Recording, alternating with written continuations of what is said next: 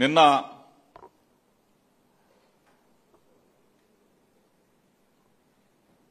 ఒక video chat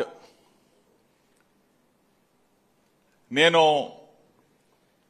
Janardhan రావుతో video chat చేశానని చెప్పేసి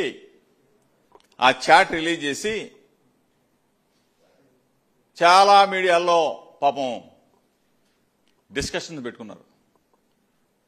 వాళ్ళందరికీ కూడా రాష్ట్ర ప్రజలందరికీ కూడా తెలియజెప్పాలనే ఉద్దేశంతో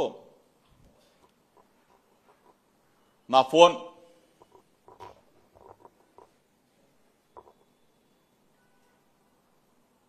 ఎప్పుడైనా ఎక్కడైనా